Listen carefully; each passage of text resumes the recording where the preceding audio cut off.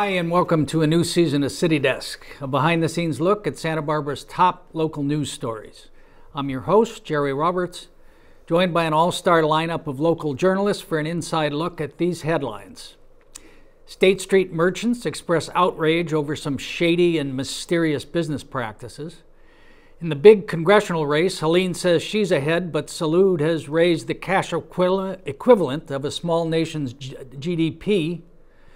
And SB Soups moved to protect local communities in the blast zone of mile-long trains carrying oil from San Luis Obispo County.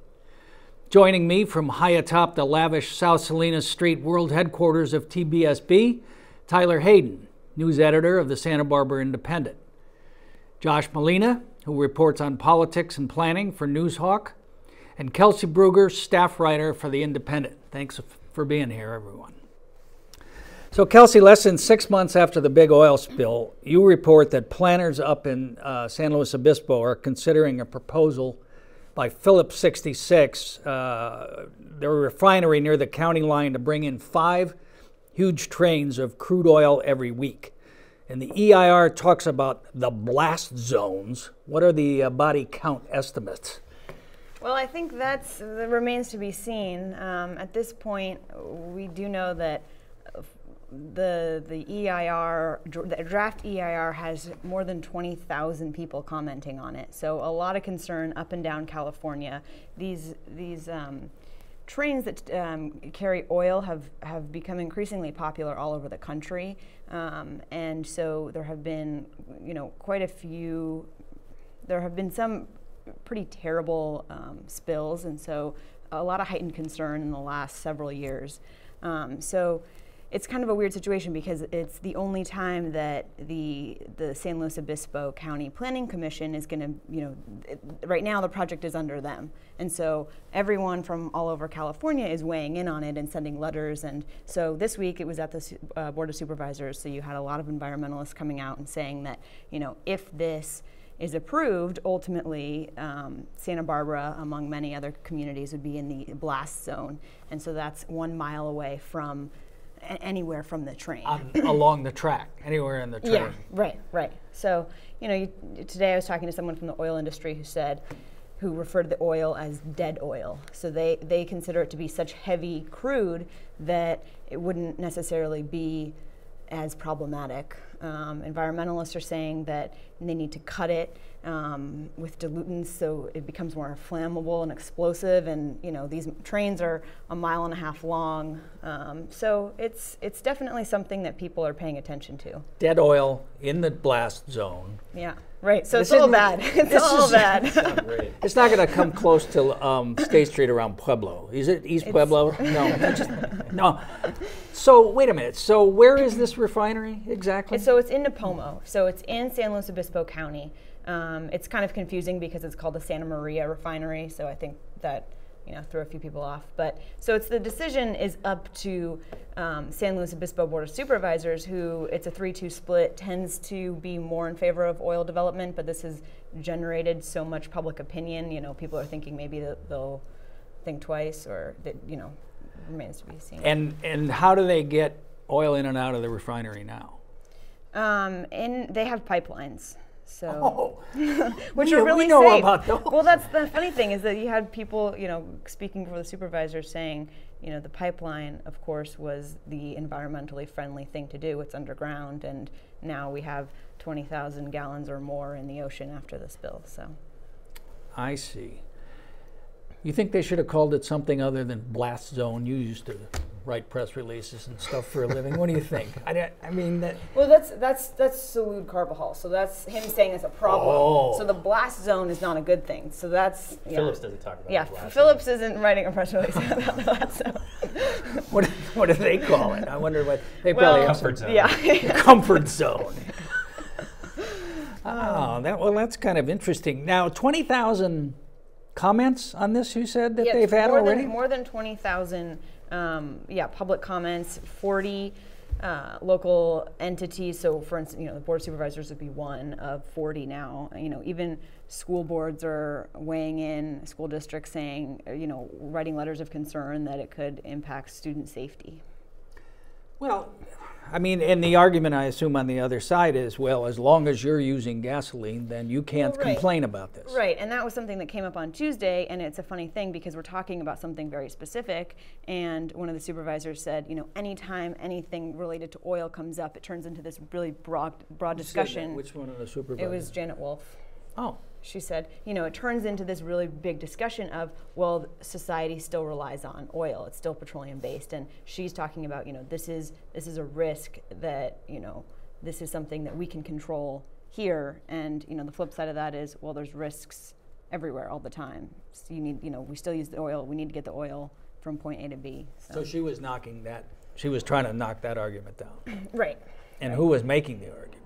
A few commenters, Supervisor Steve Lavagnino pointed out that there are risks, you know, in everyday life, and so that's.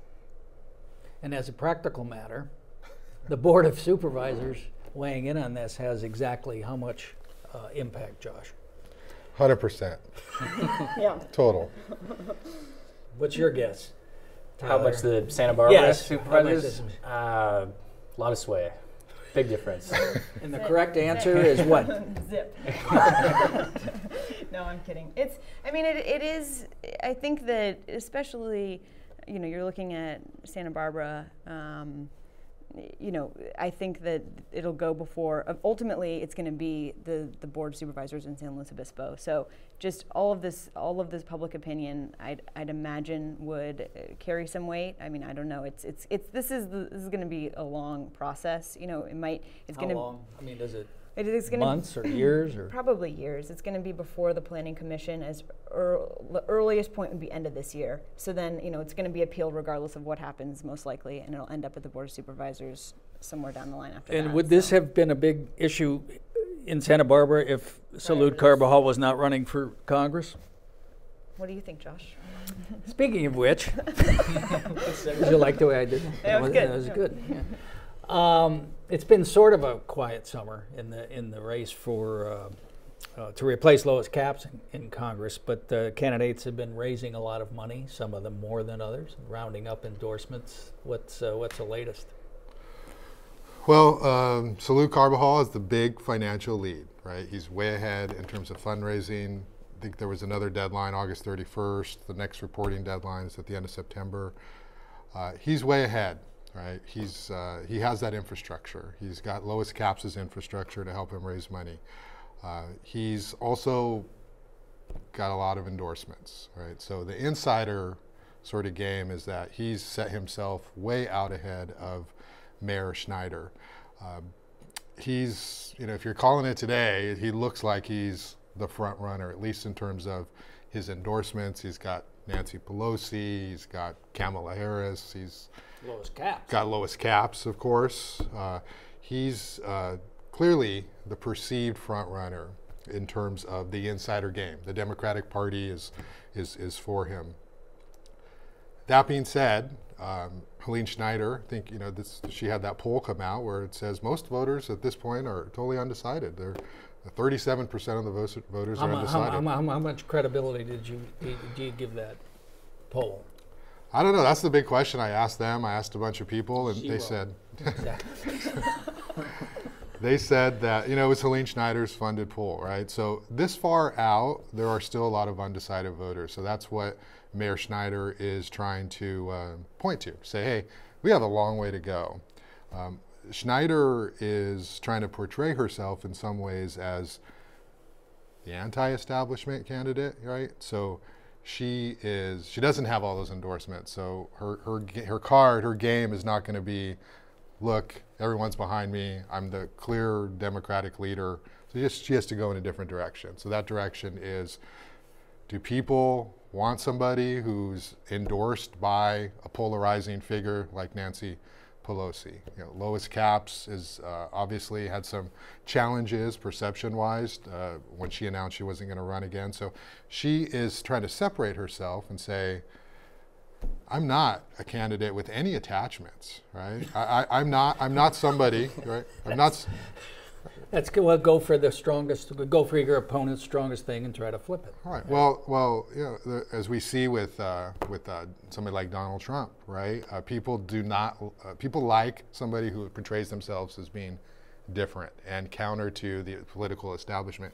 So she is going to try to portray herself as that way, and she's still raising money. She's going to raise $1 million, which is not chump change in this campaign. But he's going to raise. He's going to raise more than her, but according to that poll, Schneider's got more name recognition. Yeah, I don't know. Which I didn't believe it. But Kelsey, as you sit here tonight, you represent on this panel 3.5 billion women across the world. So No pressure. well, Helene's had some success in getting some women's groups and women's leaders, but she kind of hasn't won the big one, which was Emily's List.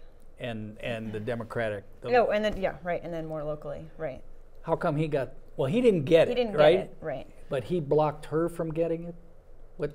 What's the name of that organization? I just want to say it precisely. I can't.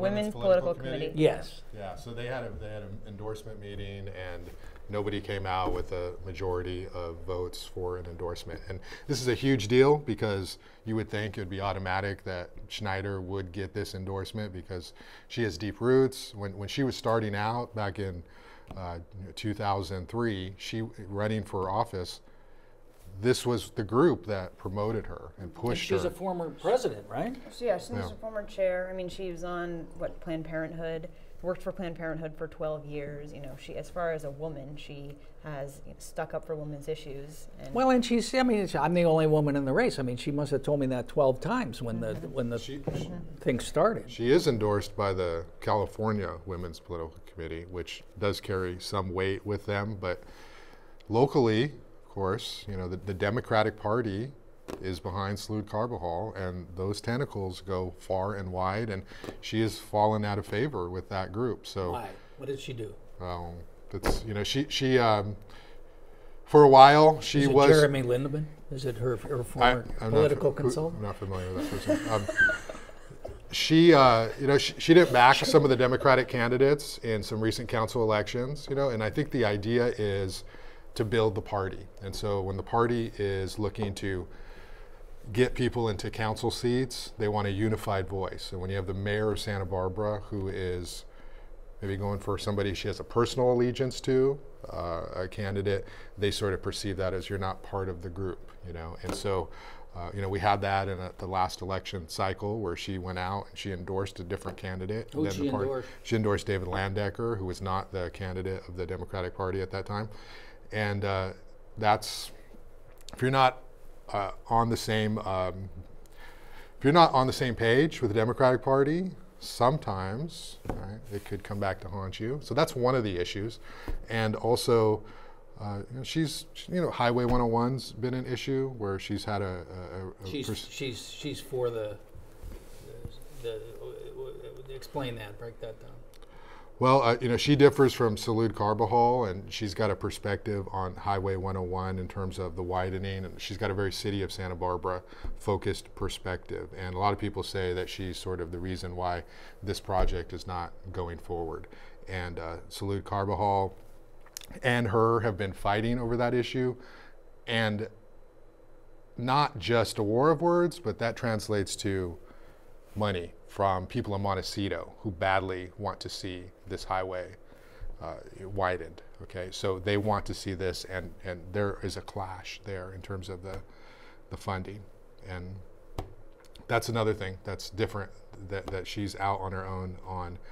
So she's kind of strayed a little bit, and now she's going back to her roots, which is women's issues, LGBT issues, and she is trying to portray herself as that grassroots candidate. I think the big thing is if they get some debates going, that's going to be a good thing for her because she's going to be able to articulate her points on this. And nobody will ever accuse Helene Schneider of not being well informed in the council, in any of her races or the issues. She has perspective. She's well researched. She knows what she's doing, and so if she can get in a debate format with some of these other candidates, that might be an opportunity for her to make some headway. Kelsey is disappointed that Helene's only called for 10 debates because she was was hoping hoping to for cover 20. 20 or more. That's right. Well, I guess the question I have is, how many people could a debate reach realistically? I mean, we're talking a couple thousand if it's televised, and reporters are going and they're writing about it. But it's interesting, what kind of an impact it would have. I mean, each one individually. I mean, my experience is that the debate itself reaches a relatively small number of people, but it's afterwards in the coverage, and I think especially with blogs and kind of local political blogs, if there were 10, I think it probably could be fairly influential, because everybody would, whether it's true or not, all the political writers would say, "Oh, it's clearly shaped by what happened in the debate and stuff." So I think it could be a big deal. And the other thing is, it just gets her up there with him. She's so far behind in fundraising, and I imagine there'll it's still like- be a gap. It's So like free advertising, really. So she needs to figure out a way to counteract what inevitably will be television commercials and radio commercials where he's going to be outspending her. So if she knows she's not going to have those same dollars, those debates are opportunities for her to get her message out. But it's kind of a tortoise and the hare kind of approach. Salud is the hare, and he's way out there and he's way out front, and anyone who's looking at it today has to think this guy is going to be one of the top two. Yeah, out I there. talked to one of his senior strategists, a national guy, couple months ago when the whole thing started, and I said, "So what do you think?" And he says, "Most of the races I do, you got to just tie the candidates down into a room and make them make their calls for fundraising." He goes, "This guy loves doing it," and I think that's true. I think that really makes a difference. But you're the news editor at the Independent, so you have to read all this stuff. Sure do. Do you Every week. now when you get the political stories particularly, is that kind of the highlight of your week, or are there things that you like better? No, they're always interesting. I mean, it's always sort of tough to know how to feel or think when it's so early on. But now I feel like we're kind of moving into the thick of it, where things start to kind of carry a little bit more meaning, and we see the dollar figures rising and talk of debates. And so I am curious though, because I don't know if I've read this yet. What are the chances of a debate happening? Who's? I think, I Depends don't on think who they. you ask. Okay. Yeah, exactly. And what month you're talking about. Right. Right. 4 out of the 5 candidates for the congressional race have publicly agreed. Who are the other 3? We should probably mention. So we have Mayor Schneider, we have Salud Carbajal, we have William Ostrander, we have Justin Farine, and we have Cacho Ashajian. No, scroll to That's a good try. That was really good. Say it again. Ashajian. That's pretty good. But he's Now spell it.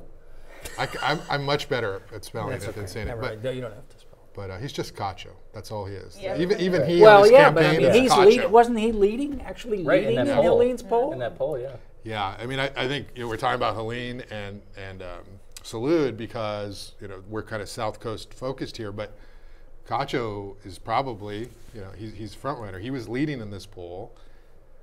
He's got the lead out there in San Luis Obispo, North County, and he's perceived as a moderate Republican. But he doesn't have much money. He doesn't. What did he raise? 120. 120. He's not the hare in this 30 race, right? He's grand taking the he law. gave himself. He doesn't need to raise as Okay, much. he's not. Well, I thought she was who's the tortoise? I thought you said Helene was the tortoise. Helene is taking the tortoise approach. Okay, so that what is Cacho? He's like the fox. Well, he's in a different race, right? He's, The sloth. I think he's well liked, and he's sort of seen as this moderate Republican, and people are going to probably see him as 1 or 2 because he doesn't have the same kind of challenger. It's a close registration between Democrats and Republicans. Yeah. I mean, it's about 3-4% Democrats. So yeah. And Justin Farid is a formidable challenger out there too. He's raised a lot of money. He's got a lot of local connections, and you might have seen him on the internet carrying his football, running around town. Explain to me why John McCain endorsed Justin Farid. Okay, moving along. I mean, that was the most random thing that I can recall. Here's my bet, and I have absolutely no support for this whatsoever. But I will bet that his family or his family's business or something supported McCain at some point along the way. Because that picture that he used is like this grip and grin kind of thing. Anyway, all right. Well, we don't have much longer till the voting starts on that one, I guess, huh? It's It's going to get good. It's going to get good. I'll wait to read that. So, Tyler, State Street merchants are up in arms about the aggressive sales tactics and mysterious business practices of a couple of cosmetic outlets. You got a lot of response when you wrote this story. Still coming too. Why? Why are people so upset about it? I think because they've experienced some of these aggressive sales tactics firsthand. If you've walked up and down State Street in the last year or so, you've probably noticed these stores where their employees stand outside and give out samples, but then kind of really aggressively solicit you to come inside and try their product, and they can get pretty. They can get a little bit. They can go over the line sometimes. Let's say they will holler at people. They will kind of either try to be funny, or sometimes I've heard they've been insulting just to try to get a reaction, just to kind of hook someone in. So people have started to kind of give these places a wide berth and started to like walk on the other side of the street, or actually kind of walk on the other side of the sidewalk. And it sounds dramatic, but it's happened. And so the stores next to them are upset that these cosmetic stores are hurting their businesses. Where are they on State Street? There's two on the 700 block, and there's one on the 800 block. So right downtown. And one in Paseo Nuevo. I think that's right. Yeah. So there's four now. They all owned by the same people? Well, that's kind of the big question is they have really convoluted corporate structures, and it's kind of hard to tell who actually owns them and who's running them. I mean, it's like an LLC within an LLC, and all these sort of tangential business entities. So, but if you kind of try to trace it back, a lot of it goes to Dead Sea Cosmetics, which is an Israeli-based cosmetic company. I'm not saying all of them are. I despite all my research and hard work, couldn't really figure out who some of these places were operated and owned by. But a lot of the... So that's it. I mean, they set it up because they didn't want you to know that, right? I assume so. Or I mean, not just me, but sort of, maybe the business licensing office and the city or other folks.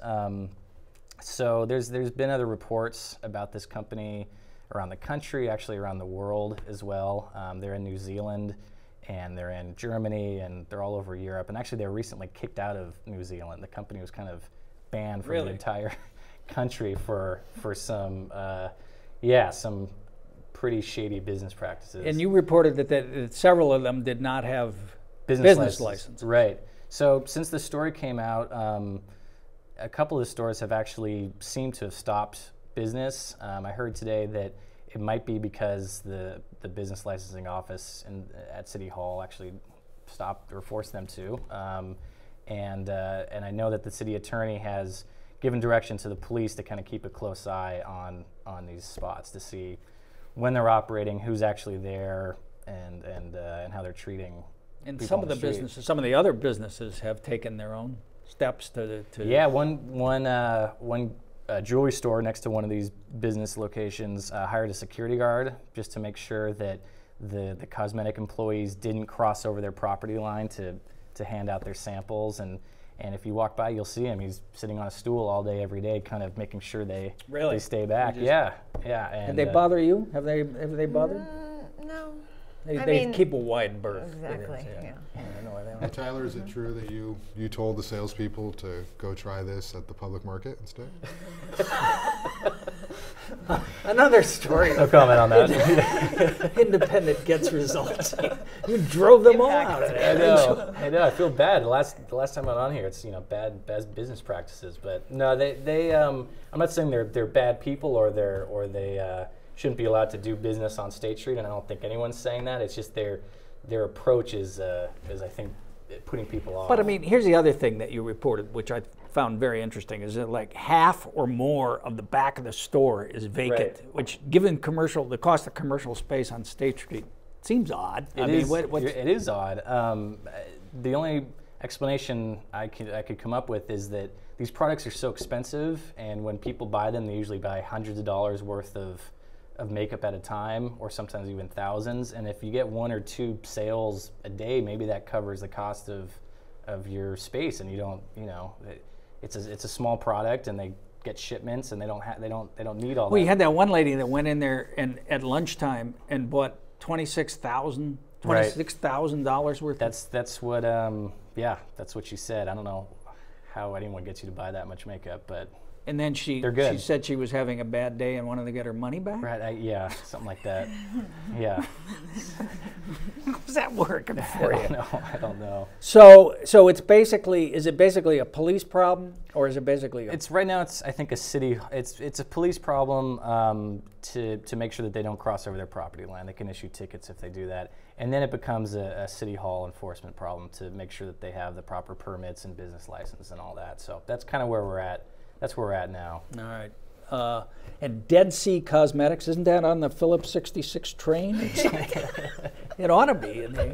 Okay, the last couple of episodes in last spring, in season 1, we talked about the oil spill a lot. What's the status? What's going on with that? Well, I know recently Lois Capps and Barbara Boxer took a tour, and it looks like things are clean. And I know that basically what they're doing at this point is checkups every 2 weeks on the spill. So I mean, it's something that people are going to be monitoring and talking about the significance and the impact for a long time. I mean, I think visually, everything's kind of returned to normal. I mean, I know one thing that I found out sort of recently, which was sort of interesting, is a sample of oil from the spill washed up as far south, they confirmed, in Orange County at Crystal Cove. So just kind of what the implication is for the total amount that Plains will be on the hook for. I mean, I know that their financial report estimated was $257 million, I think is what it was. So But that's a before lot. they get sued. Of course, Joyce Dudley, the district attorney, told us we were going to hear by the end The of end the of the summer. Yeah, what's the date? Well, I think the statute of limitations is a year, so Okay. I'm going to guess it's Okay. closer. You know what? Yeah, I mean, next I know spring. that for claims it was 3 years people had. I don't know. Well, last time since we've been here too, they upped the estimate of how much spilled by By 40%. 40,000, Yeah, that's something a like good- that. So that was kind of remarkable. All right. Well, thank you all for being here to start our season, and thank you all for watching. We'll be back with a new show in 2 weeks, and we'll also have our first spin-off, City Desk Newsmakers, and we'll have local politicians and policymakers with us, and our first guest will be District Attorney Joyce Dudley. So thanks again for watching City Desk, and we'll talk to you soon. Good night.